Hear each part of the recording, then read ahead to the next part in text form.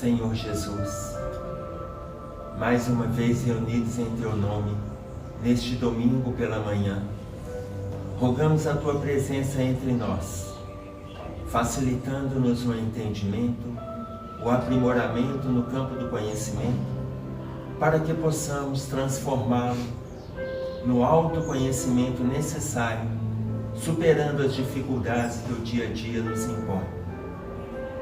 Rogando, Senhor, que essa proteção possa ser uma constante, facilita-nos na abertura da intuição, facilita-nos no dia a dia, para que entendamos a presença dos nossos mentores espirituais, trazendo para a gente conforto, predisposição e oportunidade de luta e de trabalho. Que a Tua paz esteja nos nossos corações, que assim seja.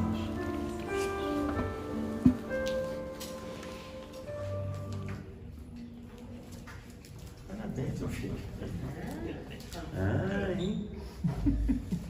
Nós, como vocês sabem, estamos trabalhando o livro Justiça Divina. Nós vamos trabalhar esse livro, estamos trabalhando capítulo a capítulo. O Justiça Divina comenta trechinhos do livro Céu e Inferno. Vocês estudaram com Delano no capítulo Espiritismo, explicando que foi logo quando o Chico chegou em Uberaba e eles começaram a fazer as reuniões públicas. Então eles tinham a reunião e no finalzinho da reunião vinha uma mensagem de Emmanuel explicando aquele trechinho do livro Céu e Inferno, porque quando eles começaram lá em Uberaba, eles estavam estudando o céu e o inferno. Então, hoje nós vamos trabalhar o capítulo 6 do livro, o capítulo 7 do livro Céu e Inferno, que é o item 27. O capítulo 7 vai falar sobre as penas futuras. Sobre as penas futuras. E aqui vai discutir para nós o Código Penal da vida futura. Que a gente acha que só tem Código Penal aqui na Terra. Está achando que desencarnou, está livre das penas, né? Olha só, é um itemzinho, um parágrafozinho pequeno. Olha o que ele traz para nós. Um único meio de evitar ou atenuar as consequências futuras de uma falta está no repará-la, desfazendo-a no presente. O único meio da gente se libertar de uma falta ou das consequências da falta no futuro está em reparar isso no presente. Quanto mais nos demorarmos na reparação de uma falta, tanto mais penosas e rigorosas serão no futuro as suas consequências. Quanto mais a gente demora, mais penoso vai ficando isso. Para pensar no nosso dia a dia. Nós não temos esse perfil assim, nossa, eu preciso de conversar com fulano, mas a gente não fala não. Eu preciso me desculpar com meu irmão, eu preciso me desculpar com a minha irmã, com meu pai, eu preciso me desculpar, mas não, no momento certo eu vou. Só que eu vou adiando. Quanto mais eu adio, mais eu me transtorno. Entretanto, quanto mais eu adio e mais eu me transtorno, porque daqui a 6 meses eu vejo aquela pessoa, eu falei, gente, depois daquele mal-estar, até hoje eu não me refiz. Quanto mais eu adio, mais problemas eu terei lá na frente. Entenderam? E aí, olha bem, o único meio de evitar ou atenuar as consequências futuras de uma falta está no repará-la, desfazendo no presente. Para eu reparar uma falta, a primeira coisa que eu preciso fazer, reconhecer que eu cometi a falta, eu cometi o erro. Porque existem aquelas situações onde todo mundo acha que eu errei, mas eu ainda não acho que eu errei. Eu acho que eu estou certo. Aí vem a orientação de Sócrates. O que ele fala para nós? Pode falar alto, meu filho. Qual que é a fala de Sócrates? Tudo que sei é que nada sei. Nada, não interessa, não, que era a mais comum de todas. Qual a orientação mais comum que a gente sabe de Sócrates? Conhece-te a ti mesmo. Gente, primeiro que isso é um pleonasmo. Conhece-te a ti mesmo é um pleonasmo. que é porque não tem jeito de conhece-te o outro. Não tem jeito, conhece-te o Charles. Não. Ou conheça-te no Charles. Conheça-te na postura do Cristo. Conheça-te. Ou seja, você se avalia. Mas conhece-te a ti mesmo é aquele pleonasmo, aquela repetição redundante, que é para reforçar, pode ser necessário ou não. Quando fala assim, aquela pessoa viu com os próprios olhos, claro, eu não posso ver com os olhos do meu tio. Eu tenho que ver com os meus olhos. Então fala assim, nossa, eu vi com os próprios olhos aquela pessoa. Esse pleonasmo é a colocação de Sócrates. Mas a colocação de Sócrates, não foi Sócrates quem criou essa frase. Onde que ele achou essa frase? Na porta do templo de Delfos. Na porta do templo. Ele estava entrando no templo e ele viu a frase escrita lá na porta. Quem que escreveu a frase? Eu já contei para vocês, todo mundo sabe. Todo mundo sabe, foi um pichador, que na Grécia Antiga tinha pichação. Vocês acham que não tem pichação, que é só em Belo Horizonte. Não, pichação tem em tudo quanto é lugar. Na Grécia Antiga, um pichador escreveu na porta do templo de Delfos, conhece-te a ti mesmo. Usando o pleonasmo, que talvez ele não soubesse que isso um dia seria pleonasmo, mas na língua portuguesa é pleonasmo. E ele já usou conhece-te a ti mesmo. Sócrates viu a frase escrita, ele adotou a frase como postura de vida. Quando você adota como postura, você descobre onde tem erros. Quando você adota. Porque aí as pessoas não precisam te dizer se você está errado ou não. E se as pessoas disserem, avalia. Avalia. Agora, veja, ele fala das nossas faltas.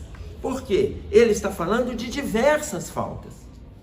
Você sabe se você tem falta no campo mental? Pensamento positivo ou negativo? O que que predomina entre nós? Pensamento positivo ou negativo? Predomina. Negativo. Mas todos nós temos o pensamento positivo? Vocês foram muito mais seguros para falar negativo que depois. Todos nós temos o pensamento positivo? Está fraco. Todos nós temos pensamento positivo? Ótimo. Mas ainda predomina o negativo. Predominar o negativo não quer dizer que o negativo tem que comandar. Ele está predominando, mas ele não pode ser o comando. Mas veja, quanto tempo nós temos de pensamento negativo? Quanto tempo nós temos de pensamento negativo? Não, 24 horas. Olha só, quanto tempo nós temos de pensamento negativo? Velho Testamento. Jeremias. Capítulo 4, versículo 14. Até quando hospedarás contigo os teus maus pensamentos? Jeremias, Velho Testamento, aproximadamente 400 ou 500 anos antes de Jesus, profecia. Até quando hospedarás contigo os teus maus pensamentos?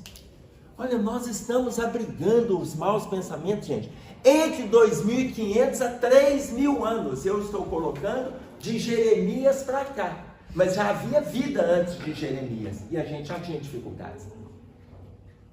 Tá claro? Então, faz o movimento do autoconhecimento. Quando você faz do autoconhecimento, você descobre que tem faltas. Vocês vão lembrar, lá no capítulo 12 do livro Missionários da Luz, quando a gente fez referência àquela jovem conversando com o espírito de Manassés e o espírito de André Luiz, e ela fala, quando Manassés fala para ela do mapa reencarnatório, lembram disso? Lembram? Nós estudamos Missionários da Luz aqui, por volta do ano 2013, lembraram? Não foi? Lembrar, eu sabia, isso mesmo. Vocês lembraram que quando a gente estudou, nós vimos lá que a jovem chega para o Manassés e fala com ele o quê? Eu não posso reencarnar com este mapa fisiológico. Aí o Manassés fala assim, mas o mapa está ótimo, você está ótima. O que que ela fala? Eu vou cair, né? Eu vou cair. Com este corpo perfeito, eu vou cair. Eu não posso nascer com este corpo perfeito. Eu preciso de ter algum problema. E aí ela fala, minha filha, mas você estudou tantos anos, você ficou tanto tempo e tal. Falou assim, Manassés, eu me conheço. Olha o autoconhecimento aí. Eu me conheço, eu vou cair. Ela cairia no campo da beleza ou no campo do sexo. E ela chega e fala, eu vou cair. Conversa com o Alexandre pega o mapa reencarnatório dela, leva o mapa reencarnatório. Quando o Alexandre olha e fala, mas o mapa dela está perfeito. Vamos colocar aqui então um problema glandular. E ela passa a ter um problema fisiológico. A partir daí ela vai ter que se cuidar, vigilância. Então ela está preocupada. Nós não sabemos qual o problema glandular. Tanto que quando o Manassés entrega o mapa para ela, ela fala assim, que ótimo, um problema glandular. Pronto.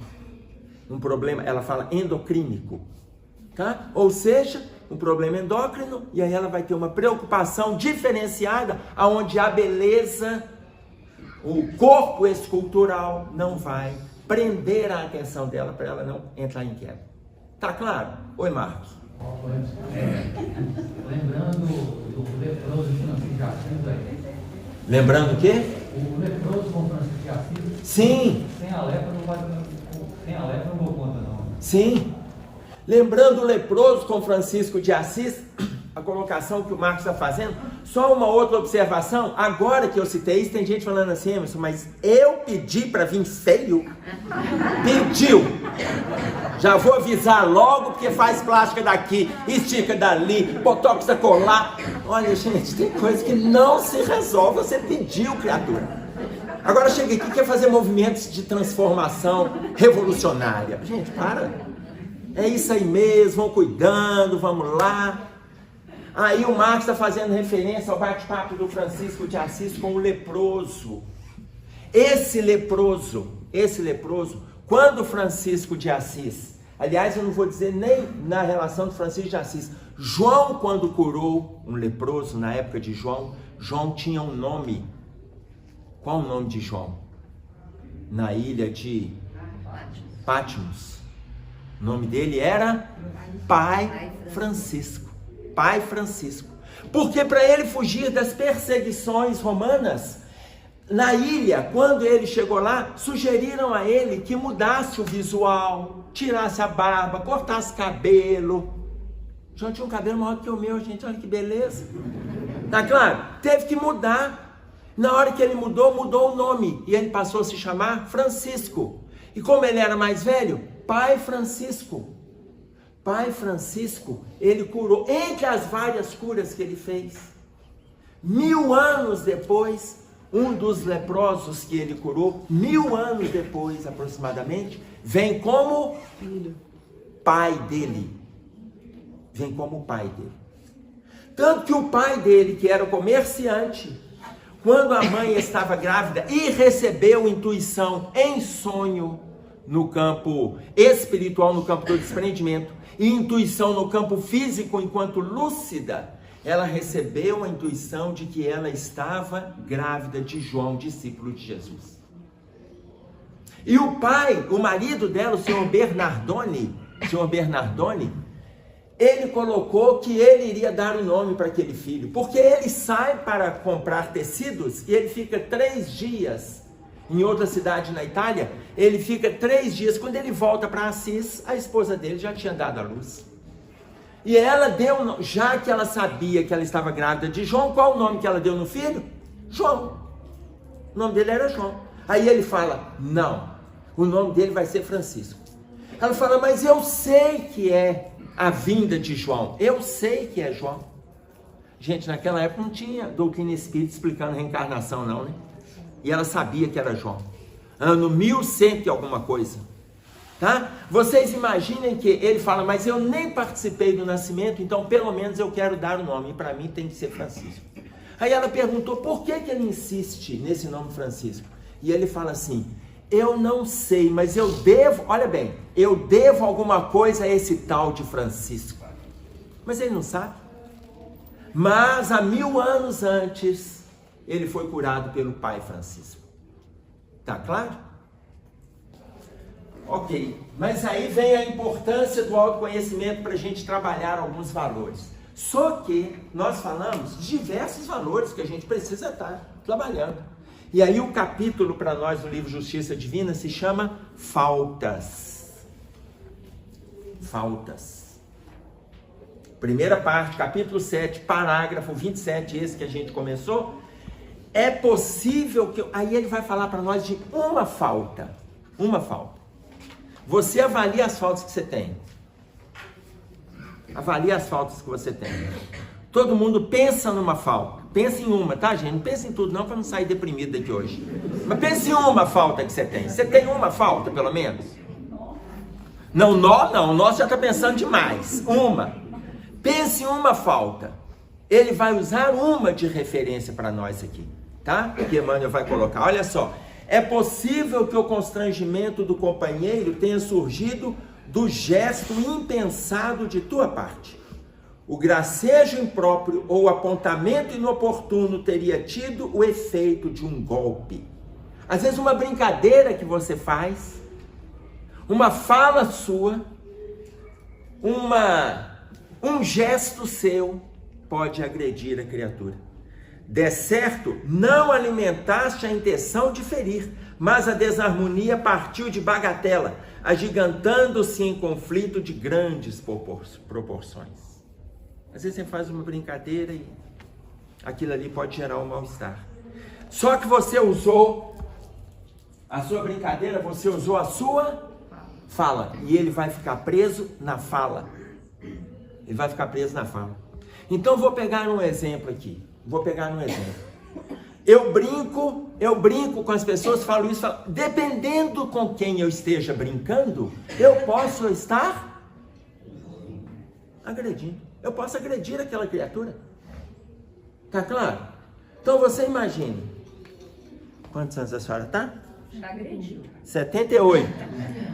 78. Não, eu perguntei agora que eu já tinha perguntado antes. A gente tem que saber com quem a gente vai falar. Imagina bem, ela tá com 78 anos. 78 anos. Na hora que eu a cumprimentei e perguntei quantos anos ela tem, ela respondeu assim, 48. Ela falou assim, não, eu já estava errando aqui, 78. Porque veja bem, 78 anos. Quem te permite a brincadeira, você brinca. Quando eu chego aqui e falo assim, ô Cássio, eu vou te dar uma muda do meu cabelo, porque o dele está ali em queda livre, como vocês podem observar, né? Todos podem observar. Mas é porque permite. Porque se a pessoa não permite, você não pode. Por quê? Porque a brincadeira der certo, num gesto impensado, ela pode funcionar de forma agressiva com o outro. Agora, imaginem isso nos dias atuais, gente. Imaginem isso nos dias atuais. Eu estava fazendo um seminário, e aí uma pessoa chegou e falou assim para mim, oi, Emerson, mas como é que a gente fica hoje? Porque no mundo social, na escola, na via pública, na empresa, tudo que você fala está errado, a palavra, hoje está tudo está condenado. Então, tudo é bullying. Tudo é bullying. Falo, olha, vocês vão ter que escolher com quem vão falar. Para eu fazer essa ou aquela brincadeira, eu vou fazer com quem é mais ou menos próximo da minha idade. Então, eu peguei um exemplo. Eu vou pegar aquele senhor que está ali no meio, que eu não conheço, primeira vez que eu estou vindo aqui. Eu vou pegar aquele senhor ali.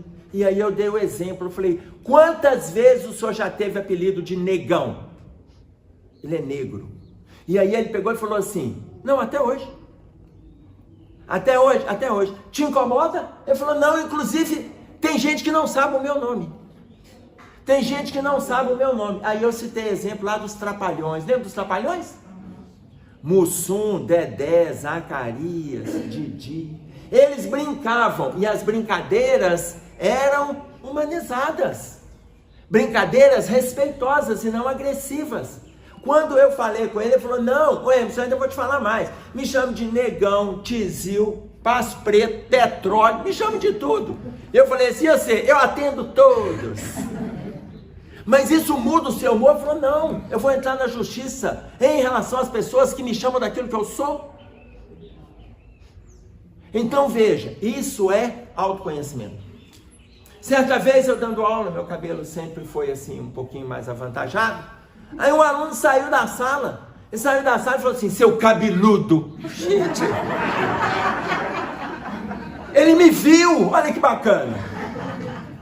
Agora, se ele me chamar de cabeludo, tá ok. Se ele me chamar de careca ou de não sei, eu vou avaliar, eu sou. Se ele falar assim, maconheiro, não sei o que, eu sou. Não, ok. Eu também não preciso de entrar em contenda.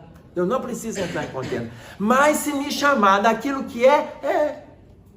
E suponhamos que me fale alguma coisa que eu não sou. Se avalia, porque eu estou fazendo referência a uma característica física. Mas suponhamos que fale alguma coisa de uma característica moral. Você se avalia. Autoconhecimento. Autoconhecimento que está propondo para a gente aqui no livro Céu e Inferno. E aí, trabalhando o autoconhecimento, você sabe se vai ou não repetir este ou aquele engano. Se a pessoa tem razão, mude, porque aquilo de alguma forma pode estar ferindo o outro.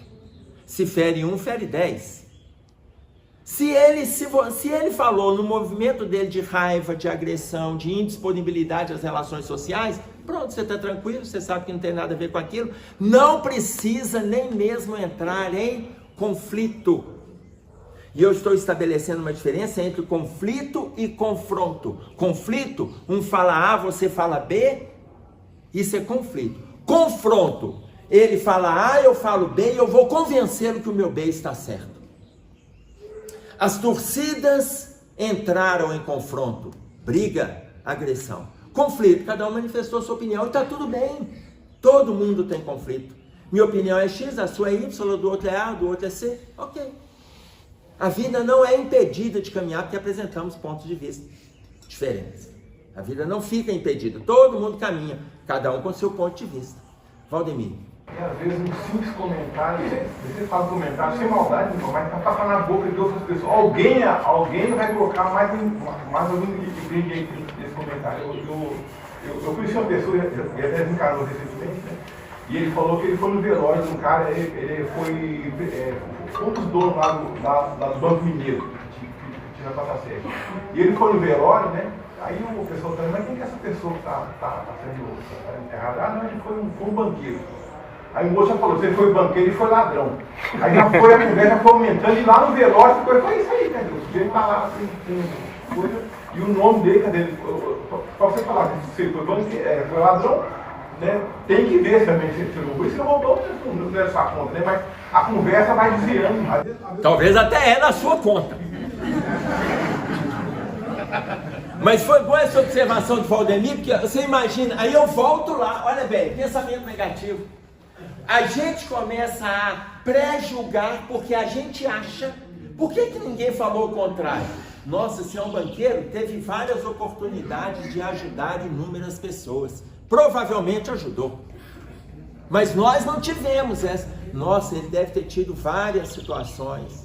Deu emprego para muita gente, né? Deu emprego para muita gente. Não, a colocação nossa já é agressiva. Por quê? Pensamento negativo. Por que a gente não pode pensar positivo? Por que a gente não traz para outra linha de raciocínio? Aí vem o predomínio do nosso estado íntimo. Tá claro? Então o cuidado com a verbalização, como o Emmanuel coloca para nós. Aí, oi. Só uma coisa que já que saiu o nome desse escrito, eu trabalhei no Banco Mineiro. Quando o Banco Mineiro foi vendido, os sócios entregaram para cada funcionário na época um salário correspondente àquilo que ele recebia no mês. Eu nunca esqueci isso. Empresa nenhuma, quando vende para uma outra, vai fazer um negócio desse. Então, eu tenho essa lembrança boa. Já podemos, imaginemos que estamos no velório agora do homem. Provavelmente já está reencarnado, porque o Banco Mineiro tem gente que nem nunca ouviu falar, não deu tempo. Então você imagina que nós imaginemos que a gente está no velório e já começamos a mentalizar positivo, já mudou o foco. Tá claro? Já mudou o foco. Tudo bem? Oi. Então a mulher do banco do Bradesco, ela montou uma creche enorme com 700 crianças, nunca pediu nada, levou um bocudo e falou, ela foi indignada. O pessoal estava falando que ela estava montando, ela fez em silêncio. O pessoal foi lá, ela do banco, ela que está fazendo. O bocudo que falou, ela foi indignada com isso, estava caladinho. Deixa falar, não tem problema. tá? Não tem problema. Você imagina, nós não precisamos, a gente tem que aproveitar as oportunidades, gente. E essa é uma das colocações que a gente vai ver aqui a espiritualidade trazendo para nós. Aí diz assim: de outras vezes a mente adoece conturbada, teremos ofendido realmente. Se a mente adoece, a gente ofendeu. Se você está incomodado, se você está preocupado, olha, ofendeu. Avalia o seu estado íntimo. Tá claro? Tanto que ele coloca assim: a cólera ter-nos-á cegado o discernimento e brandimos o tacape da injúria. Ou seja, alimentamos, criamos o tacape da injúria. O tacape é aquele instrumento de agressão que os indígenas utilizavam. Muitas vezes a raiva faz com que a gente mentalize aquilo ali. Ô, gente, vocês querem ver, antes da gente entrar numa colocação aqui do Livro dos Espíritos, 486. Vocês querem ver um exemplo hoje? Imagine o que está acontecendo nas redes sociais, gente. Imagine a quantidade de agressões que estão sendo promovidas. Antigamente, vocês lembram da época do bico de pena? Só lembro da época do bico de pena. Ô tio, só lembro da época do bico de pena? Então você imagina, antigamente você tinha um tempo para escrever. Você podia ser agredido, mas você tinha um tempo para escrever. Depois inventaram a caneta. Mas você escrevia. Você mandava carta. Demorava 2 dias, 3 dias, mas você tinha tempo para preparar. Hoje, as redes sociais democratizaram a imbecilidade. Vocês notaram? Democratizou a imbecilidade. Porque está trazendo muita coisa positiva, muita, mas está trazendo, o estado íntimo da criatura está sendo revelado. É a democratização da cólera, da agressividade, da estupidez, porque tudo está aparecendo. Então, você imagina o estado que nós estamos hoje, com o que a gente tem para crescer, e a gente está se diminuindo, porque nós entramos nessas redes. Você não tem nada para te acrescentar. Quem conhece o Abrigo aqui, conhece o Washington. O Washington chegou para mim e falou assim: ô pai, você não tem Instagram, né? Não tem Instagram. Pai, você precisa ter Instagram. Eu falei assim: para que eu preciso do Instagram? Ele falou assim: pra você saber da vida das pessoas. Gente, ele é especial. Para você saber da vida das pessoas. Aí eu falei com ele assim: meu filho, o que me interessa saber da vida das pessoas? Ele ficou assim: mas você vai poder saber o que elas comem. Aí eu falei assim: meu filho, o que me interessa saber o que as pessoas comem? Ô pai, pra você saber das coisas. Você está entendendo? As pessoas, gente, tem pessoas que, olha, quando a pessoa vai lá e dá bom dia, o sol está lindo, eu sei, o sol está nascendo no mundo inteiro, não é só para ela, não. Mas tem que te falar todo dia. Tá claro? Então você imagina que situação, por que a gente faz isso? Aí você tem que passar um bom dia para... Quando eu me casei... Posso falar porque, né, tá aqui, né? Bem, entendo, tô abrindo meu coração aqui. Então, olha só, teve um dia que a gente estava saindo de casa, a gente morava lá no Serrano, a gente estava saindo por volta, no início a gente não tinha carro, então eu levantava 3 horas, saía 3h30, chegava na cidade 4h10, quando dava 4h15 da manhã, aí passava um ônibus que vinha para cá, o Abrigo não era aqui, era no bairro Santa Mônica, 10:05 eu chegava lá. Todos os dias. Quando a gente foi ter o carro, e aí um dia ela estava saindo comigo cedo, eu peguei e liguei o rádio do carro, e já era 4 e pouco da manhã, porque aí assim, né, tendo o carro, em vez de sair 3h30, já podia sair 4h10, né, então você ganha mais uns minutinhos, e aí ela pegou e falou assim, eu liguei o rádio e comecei a cantar, ela falou assim, você sai assim todo dia cantando?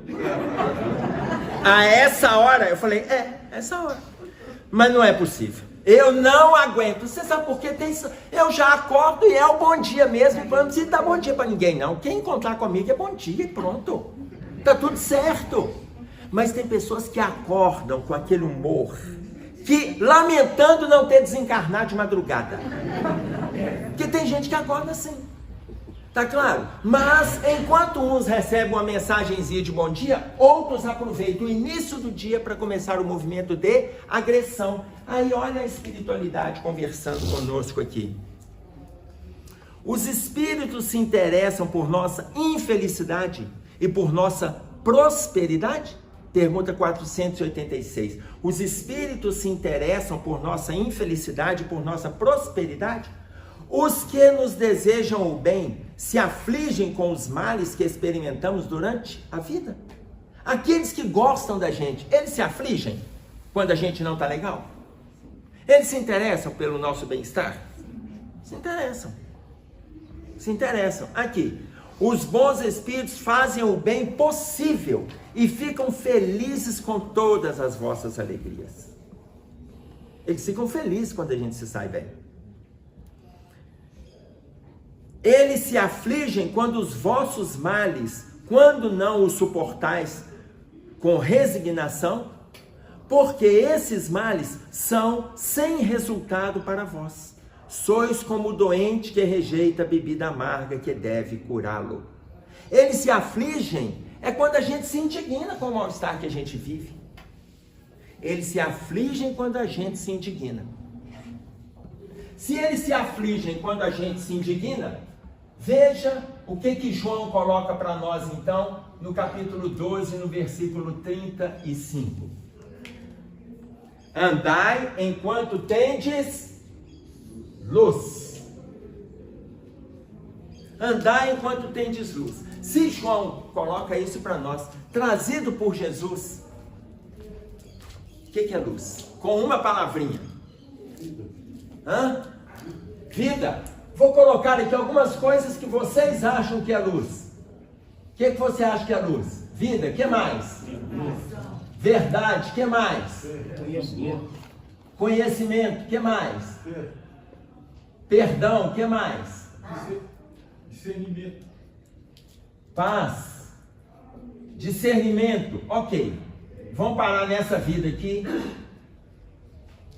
Aí Jesus coloca para nós, andai enquanto tendes luz.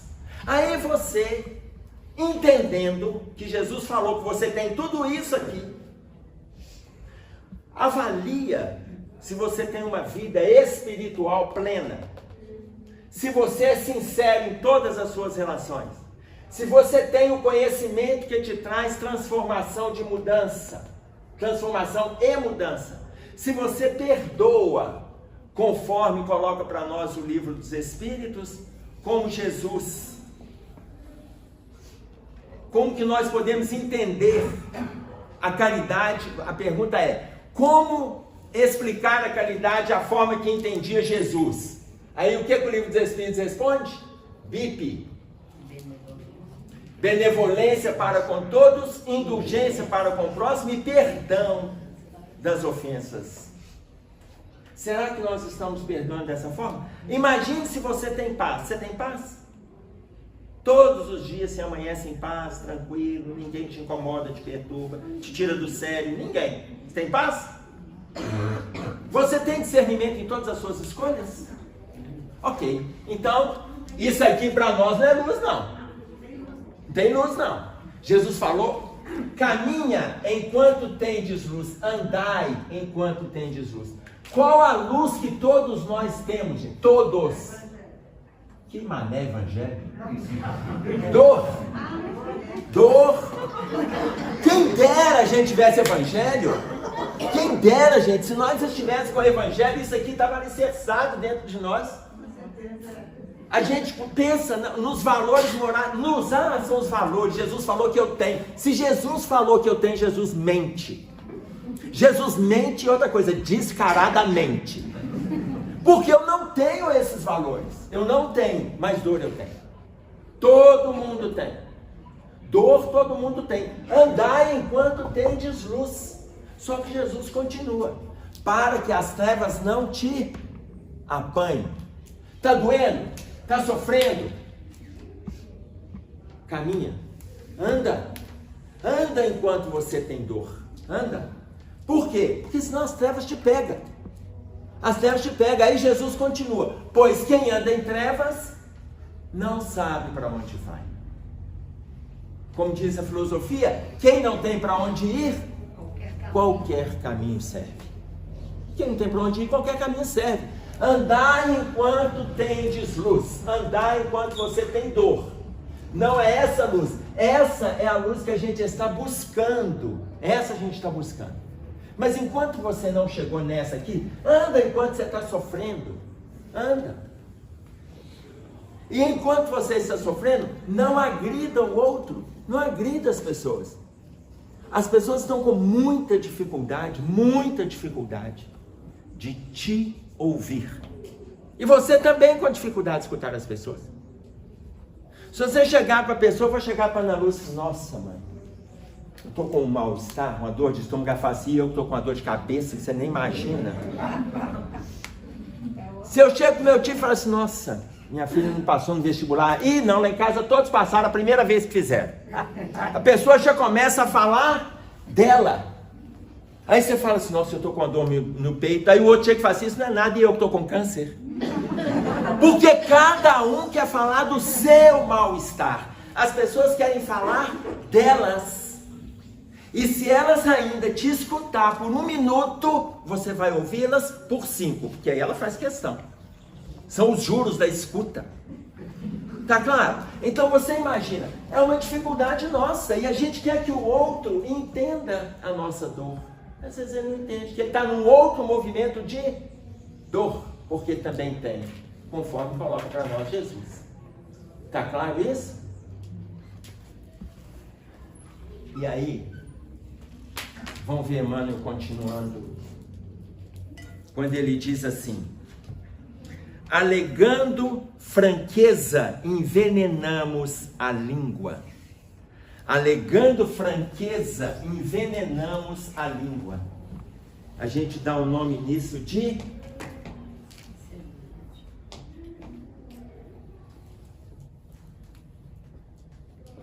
críticas.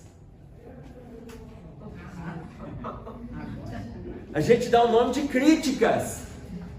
Porque no grego é assim que se escreve. No grego. Crítico.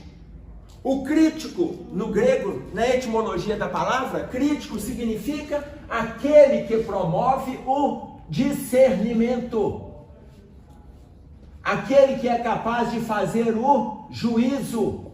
Aquele que é capaz de julgar. Esse é o crítico do grego. Não é a forma que nós utilizamos a crítica. Entenderam? Nós trouxemos para o nosso jeito, porque o brasileiro ama ter um jeito diferente das coisas. Ele ama. E o nosso jeito, a gente traz sempre para o lado negativo. Tanto que a gente fala assim: eu vou fazer uma crítica construtiva. Gente, olha a divisão que nós fizemos: crítica construtiva e crítica negativa.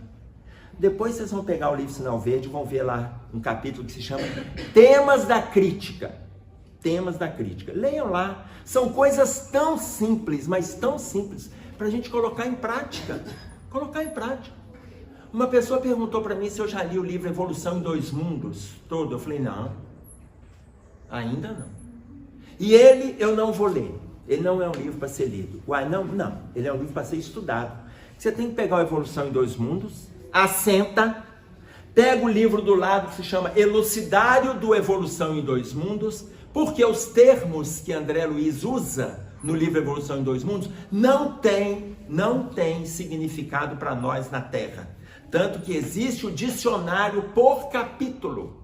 O André Luiz, ele escreve o primeiro capítulo, depois vem o significado de cada termo difícil. Não aparece nos nossos dicionários tradicionais. Então não é um livro para você ler, é um livro para você estudar.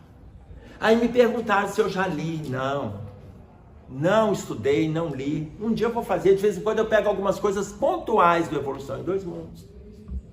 Mas se eu desencarnar, Se eu desencarnar com o livro Sinal Verde colocado em prática, eu já vou desencarnar quase anjo. Só o sinal verde, gente. A gente já desencarna quase anjo. Você já está em passos largos para a angelitude. Vocês imaginem, nós estamos com dificuldade, por quê? Porque ainda não entendemos o ser crítico da forma grega. Nós trouxemos para o nosso jeito e a gente não faz simplesmente o discernimento ou o juízo, a gente faz acusações. E aí a gente agrava as nossas relações. Tá claro? Então ele coloca, alegando franqueza, envenenamos a língua. Envenenamos a língua. Porque a gente, não, porque comigo é assim, eu sou sincero, eu falo na lata, o jovem ainda tem isso, né? Fala na lata. Na lata de quê? De tinta, de ervilha, sei lá, não, o que eu falo é na lata. E a gente muitas vezes acha que isso é ser sincero. Isso é ser sincero não, gente. Isso é ser agressivo. Tanto que Emmanuel antes falou, de outras vezes, a mente adoece conturbada. Temos ofendido realmente. Isso é agressividade. Tá? No pretexto de consolar, ampliamos chagas abertas e começa para logo a distância e a aversão. No pretexto de consolar, a gente vai abrindo mais ferida.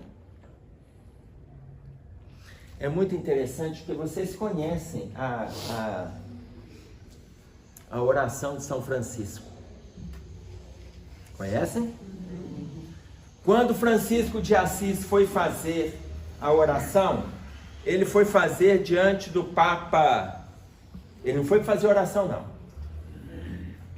O Papa Inocêncio III, que promoveu as cruzadas, eu estou falando entre o ano 1079, 1100 até 1300 e alguma coisa, que foram 9 cruzadas, mas a 8ª e a 9ª já não teve mais a mesma repercussão das 7 primeiras, quando Inocêncio III se viu agredido pelas doenças, e ele já tinha mandado para a guerra homens, mulheres, crianças e idosos para as cruzadas. Quando ele se viu vitimado pelas doenças, ele mandou chamar Francisco de Assis. Ele mandou chamar Francisco de Assis para orar do lado do leito dele. E na hora que o Papa Inocêncio III vê Francisco entrar no quarto dele, Francisco, ele entra no quarto e o Papa Inocêncio III começa a conversar com ele e fala das dificuldades que ele cometeu enquanto Papa. E ele fala para Francisco, você quem deveria estar aqui no meu lugar, pelo movimento de confraternização que você cria nas suas relações, você que deveria estar aqui. E aí ele começa a colocar sobre as posturas do Papa. Quando ele começa a chamar a atenção do Papa, porque o Papa inclusive colocou para ele, eu te pedi para vir, para que você faça comigo a oração. Eu preciso dos benefícios da oração. E aí dá a palavra para Francisco. E Francisco começa a pontuar as situações de mal-estar construída pelo Papa Inocêncio III. É porque reconhecidamente o senhor é o pai da comunidade cristã. Entretanto, a forma com que o senhor atuou, e ele começou a pontuar os erros do Papa. Jesus aparece para Francisco na hora e fala com ele assim, Francisco, ele não está pedindo que os enganos dele sejam apontados. Ele está pedindo uma oração. Ele está pedindo a oração. Apenas isso. Chama a atenção de Francisco. Francisco encerra a fala dele e ora. E ora. E aí a oração que ele faz, que nós vamos orar agora, cantando, vocês vão cantar comigo, que é a oração de São Francisco. Nós vamos cantar juntos e depois eu conto para vocês o que aconteceu no final da oração. Senhor, fazei-me um instrumento de vossa paz. Podem soltar a voz. Onde houver ódio, que eu leve o amor. Onde Onde houver ofensas, que eu leve o perdão. Onde houver discórdia, que eu leve a união. Onde houver dúvidas, que eu leve a fé. Onde houver erro, que eu leve a verdade. Onde houver desespero, que eu leve a esperança. Onde houver tristeza, que eu leve a alegria. Onde houver trevas, que eu leve a luz. Ó Mestre, fazei com que eu procure mais consolar que ser consolado, compreender que ser compreendido, amar que ser amado, pois é dando que se recebe, é perdoando que se é perdoado, e é morrendo que se vive para a vida eterna. Quando Francisco de Assis terminou de fazer a oração que perdura até hoje como a canção de São Francisco de Assis, que a gente acha que foi uma criação da igreja, não foi. Quando ele termina, ele dá as mãos para o padre Inocêncio III, que estava deitado no leito e não mais se levantava em função do quadro, do estado doentio que ele agravava. Ele dá as mãos e ele fala para o padre: levanta-te e anda pelo quarto. Essa orientação que ele dá para o padre é a mesma colocação que Pedro fez ao lado de João. Na entrada do templo, nós vamos encontrar no capítulo 3 de Atos dos Apóstolos, quando um leproso pede a ajuda, um deficiente físico pede o auxílio de João e de Pedro, na hora que eles estavam entrando no templo para orar, e ele estava mendigando. Quando ele olha, Pedro olha para ele e fala para aquele deficiente assim: olha nos meus olhos. Não tenho prata nem ouro, mas o que tenho, isso te dou. Em nome de Jesus Cristo Nazareno, levanta-te e anda. Aquele deficiente físico vê os seus joelhos se atrelarem, vê as suas articulações se movimentarem, e ele levanta, dá as mãos para Pedro e para João, e os três entram no templo, e ele entra saltitando. Um deficiente físico de nascença. Mas naquele momento estava encerrando o movimento expiatório daquele deficiente. Naquele momento, está no capítulo 3 de Atos dos Apóstolos. Tá claro? Vocês imaginem, a mesma fala de Pedro 1000 anos antes, João falou com aquele Papa Inocêncio III. Em nome de Jesus Cristo Nazareno, levanta-te do leito e anda pelo quarto. O Papa toma um choque, dá as mãos para João e começa a circular pelo quarto. Pai Francisco, aliás, que já é Francisco de Assis, e ele começa a circular pelo quarto. Na hora que ele começa a circular, ele fala para João, para Francisco de Assis, ele fala assim: eu vi Jesus aqui no quarto, eu vi Jesus. Só que Francisco de Assis sabe que o espírito que estava ali naquele momento não era Jesus, era o Papa Telésforo, que veio de regiões sublimes para acompanhar a oração de Francisco de Assis, no movimento de auxílio para aquele Papa que estava numa autoavaliação depois do corpo feridento. Está claro isso? Então vocês imaginem como que nós estamos utilizando a linguagem. Aí eu volto na colocação, quando ele diz para nós: no pretexto de consolar, ampliamos chagas abertas. Não precisa de falar: fulano, você sabe que você está passando, você sabe por que você está passando por isso, eu te conheço. Não, e a gente se acha ainda: eu te conheço, E a gente começa, não precisa. E começa para logo a distância e a aversão daquele que muitas vezes veio te buscar auxílio. Ele quer palavras de conforto, gente. O movimento de autoavaliação. Tá claro? E aí, Emmanuel diz para nós, se a consciência te acusa, repara a falta enquanto é cedo. Se você está com algum drama de consciência, repara a falta enquanto dá tempo. Repara agora. Qual que é o tempo? Nós não sabemos. Repara agora. Repara agora. No livro O Céu Te Escuta, do irmão José, e a psicografia de Carlos Bacelli, no capítulo 22, intitulado Poucos são, ele coloca que poucos são aqueles que estão colocando pelo menos 10% das suas potencialidades em ação a favor do próximo. Poucos são que estão colocando pelo menos 10%, gente. Imagine para vocês o quanto nós estamos estagnados. Poucos estão colocando ao menos 10% do seu potencial em favor do outro. Chispa de fogo gera incêndio. Leve alfinetada prepara infecção. Chispa de fogo gera incêndio. A gente aprende com os bombeiros, né?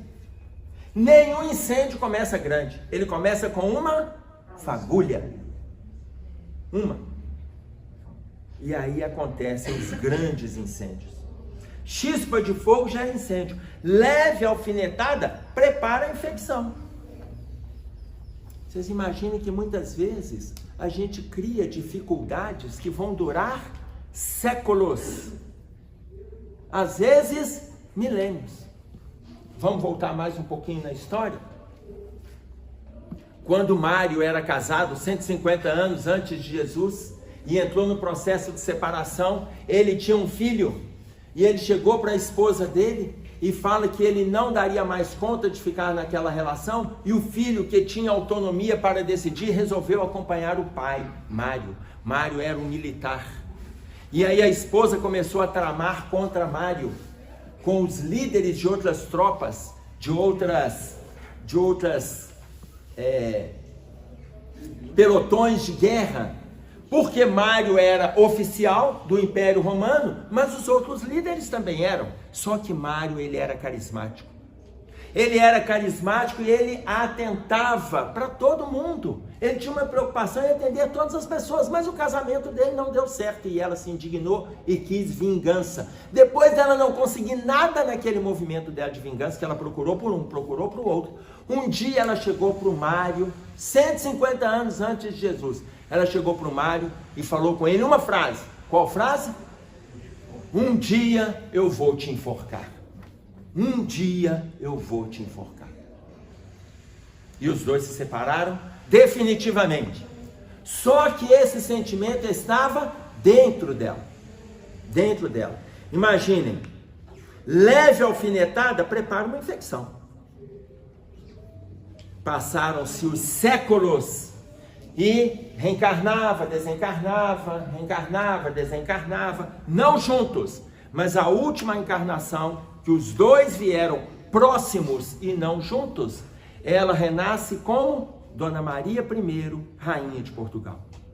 E Mário vem como Tiradentes.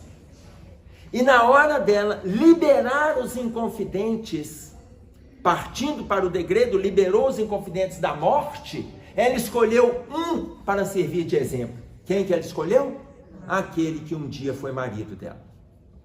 Nos 3 anos que os inconfidentes estiveram presos, nos 3 anos, quem tiver a chance, visite Ouro Preto. Vocês vão ver o museu, hoje, o Museu de Ouro Preto, na Praça Central, que é a cadeia pública, né?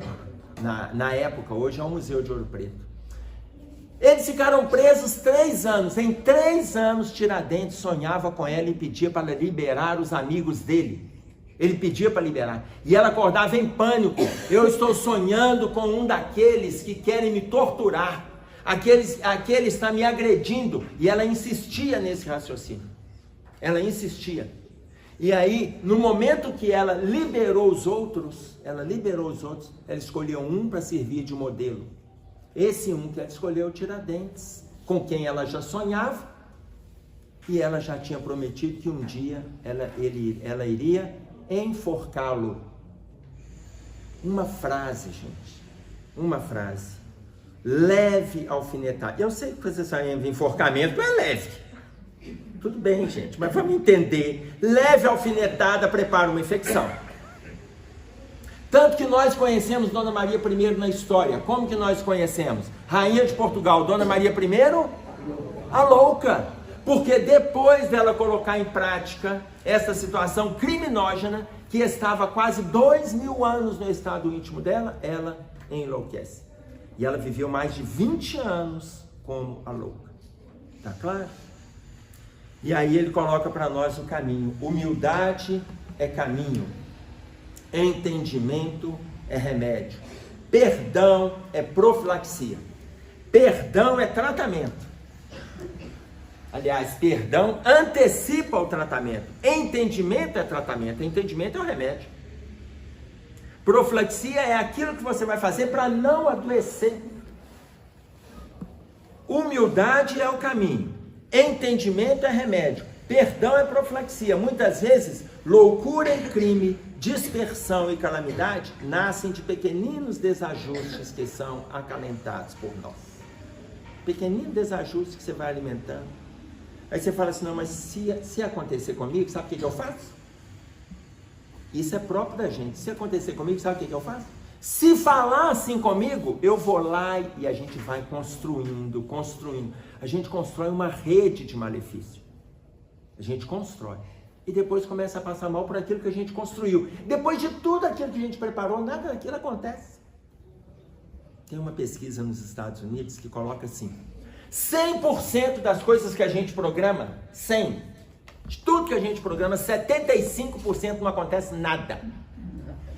Tudo que você programa, que vai fazer, que vai falar, 75% não acontece nada. 15% do que você programou acontece uma parte. 10% acontece. Ou seja, dos 100% que você programa, que vai fazer, que vai falar, e comigo vai ser assim, dos 100%, 90% não acontece.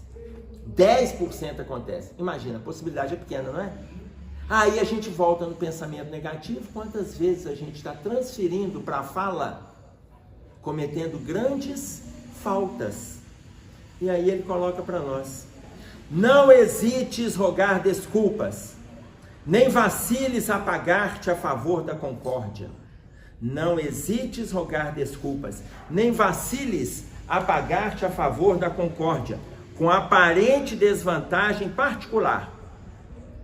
Porquanto, na maioria dos casos de incompreensão em que nos imaginamos sofrer dores e ser vítimas, na maioria dos casos que a gente acredita que a gente está sofrendo graves movimentos de dor e acreditamos ser vítimas, os verdadeiros culpados somos nós mesmos. Quando você começa a avaliar, você descobre que foi você quem cometeu. Tá claro? Então se atente.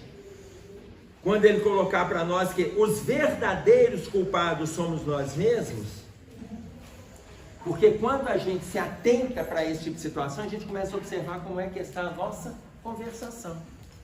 E aí, olha a orientação que o André Luiz dá para a gente aqui, só um trechinho sobre a nossa conversa nas nossas relações. Capítulo 2 do livro Obreiros da Vida Eterna. É lamentável se dê tão escassa atenção na terra ao poder do verbo. É lamentável que a gente não dá verdadeira atenção ao verbo. A metade do tempo é despendida, aliás, antes disso ele fala assim, nas mais respeitáveis instituições no mundo carnal. Gente, quais instituições que são respeitáveis? Igrejas, ou seja, instituições religiosas, são as mais, não são? São as mais. Hã? Escola, família. Não, tá bom. Tá bom? Que a capadinha não achar mais, senão a gente começa a sofrer. Essas três já tá bom.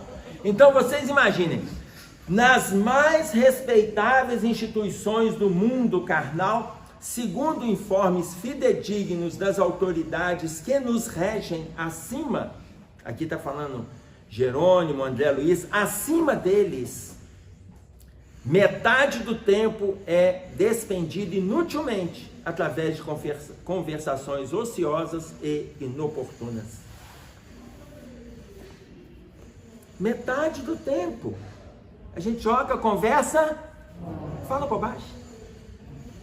Aí entra em discussões impróprias, desnecessárias. E quando pede para não falar, vocês vão lembrar lá no capítulo 6, que eu gosto de citar, quando eles estão andando no pântano. Lembram disso? André Luiz está andando no pântano, junto com Jerônimo, Luciana, Padre Hipólito e o espírito de Zenóbia, mais os guardiões que estavam segurando o grupo, porque eles estavam atravessando uma região pantanosa. E aí, na hora que eles vão atravessar a região pantanosa, o que a Zenóbia fala? Antes de entrar, aqui está o pântano, antes de entrar na região pantanosa, o que Zenóbia pede? Silêncio. Silêncio. Aí eles começam a atravessar. Quando começa a atravessar, sabe quando vão aparecendo aquelas bolhas? Você vai vendo a água, quando vão aparecendo bolhas assim, já viram isso em filmes? Quando começam a aparecer essas bolhas, André Luiz vê as bolhas ali, aí ele pergunta para Jerônimo: jazem aqui almas humanas? Ô gente, o que a Zenóbia pediu? O que a Zenóbia pediu? Gente, repete, o que a Zenóbia pediu? Silêncio. André Luiz vai lá e faz uma pergunta. Ô, gente, nasceu no Brasil o sujeito mesmo, nasceu? Pediu para ficar calado, é para ficar calado. Por que ele não entende o que é ficar calado? Cala a boca é silêncio.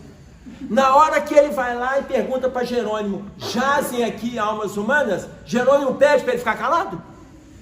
Não. O que Jerônimo faz? Mas Zenóbio não pediu para ficar calado. Então Jerônimo, ele não falou nada. Ele podia ter falado: André, para ficar calado, capeta. Ele podia ter falado, mas ele não falou nada com o André. Falou nada, ele só fez isso. Ó. Mas a partir daquela frase do André, o que aconteceram? Saíram as entidades que estavam no fundo do pântano, que fala lá, envolvido com o lamaçal dos charcos, começaram a sair as entidades em forma de sáurios. Sáurios. O que são os sáurios? Eles têm o seu perispírito deformado na forma primitiva do lagarto. Saíram dali os sáurios. Na hora que os sáurios saíram para avançar, estou fazendo um trechinho do capítulo 6 do livro Obreiros da Vida Eterna. Para avançar sobre essa comitiva, a Zenóbia pede os guardiões, eles fazem um escudo protetor, para que as lamas que os sáurios estavam lançando sobre eles não os agrida. E aí eles continuam passando. Quando chega do outro lado, numa ilha, a Zenóbia chega e fala o quê? Agora podemos falar. Aí já não fala nada, que é assim, tem que falar na hora que não deve, na hora que já pode, agora também não pergunto mais não. Então, gente, atentemo-nos para o objetivo da fala nas nossas relações, mas sem perder de foco que o capítulo é faltas. Emmanuel fala de uma falta, possivelmente uma das mais graves faltas que a gente tem cometido hoje na Terra, uma das mais graves faltas, tá? Em Provérbios, nós temos uma passagem que diz assim: uma palavra colocada na hora certa, representa uma maçã de ouro numa cesta de prata. A palavra colocada na hora certa representa uma maçã de ouro numa cesta de prata. Atentemos para isso aí, ok? Ô tio, você está olhando aí onde que está em Provérbios? Olha aí para nós, meu filho, vai ser uma beleza só. Estou vendo aqui um trecho que fala: há 3 coisas na vida que nunca voltam atrás: a flecha lançada, a palavra pronunciada e a oportunidade perdida. Provérbio chinês. Esse é um provérbio chinês. Ele foi lá no provérbio chinês, tem tudo a ver. Tá? Não está no Provérbios, não. Tudo bem? Mas esse é o provérbio chinês. Tá? 3 coisas na vida. 3 coisas na vida, repete para nós: a palavra lançada, a flecha lançada, a palavra falada e a oportunidade perdida. 3 coisas na vida que não voltam mais. Provérbio chinês. Tá claro? Hã? A oportunidade nunca perdi, alguém vai aproveitar. Ah, tá. Eu não vou nem repetir pro vídeo aqui pra gente não ter problema. Gente, o nosso tempo expirou. Oi, meu filho. A oração do São Francisco é um convite, assim, é um convite sério para a nossa mudança, porque até ontem, né, em várias encarnações, até nós sabemos quantas vezes nós não fomos instrumento de sofrimento para outras pessoas, através da palavra, Sim. A pessoa chega com um problema, a gente de mostrar o caminho, a gente olha mais perto desse problema. Então, Sim. Nós somos instrumento do Cristo, não instrumento do mundo, né? É o fazer-me instrumento, se colocar nessa posição. O versículo que a gente colocou então de Provérbios, vê se o senhor acha ele aí para nós. Depois você localiza para nós no vídeo, tá? A palavra bem colocada no momento ideal é uma maçã de ouro num cesto de prata. Então, vamos colocar isso aí de conformidade com o bem-estar que a gente vive nas relações, até para termos relações saudáveis à medida que a gente se disponibiliza o contato com o outro. Ok? Nós vamos fechar? Achou aí, filho? Estou procurando aqui. Está bem, está Provérbios 25:11. Provérbios 25:11. Provérbios 25:11. Ok? Oi, filho.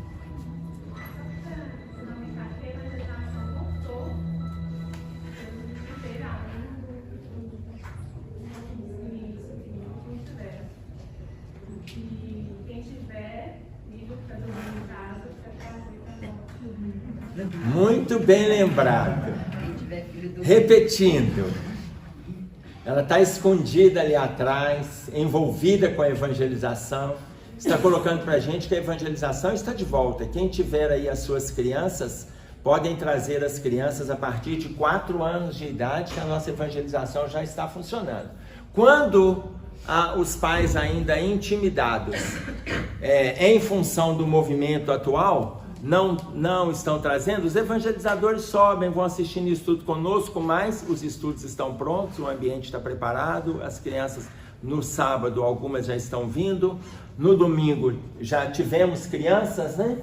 Mas tem domingo ainda que não está estruturado da parte dos pais, que a casa já está aguardando, ok? Então quem tiver as suas crianças ou estiver deixando de vir por causa das crianças, não descuidem da evangelização dos vossos filhos, ok? Vamos fazer a nossa prece. Quem falou para nós foi a Aline. É você que está aí atrás dessa máscara? Prazer, Emerson. Vamos fazer a nossa prece para a gente encerrar.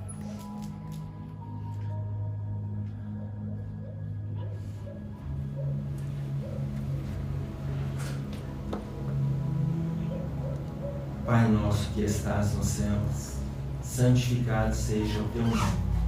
Venha a nós o teu reino. Seja feita a tua vontade, assim na terra como no céu. O pão nosso de cada dia nos dai hoje. Perdoe as nossas dívidas, assim como nós perdoamos os nossos devedores. Não nos deixeis cair em tentações, mas livra-nos do mal. Porque teu é o reino, o poder e a glória para todo sempre. Com esta prece, Senhor, estamos encerrando o nosso estudo desta manhã. Fique conosco, que assim seja.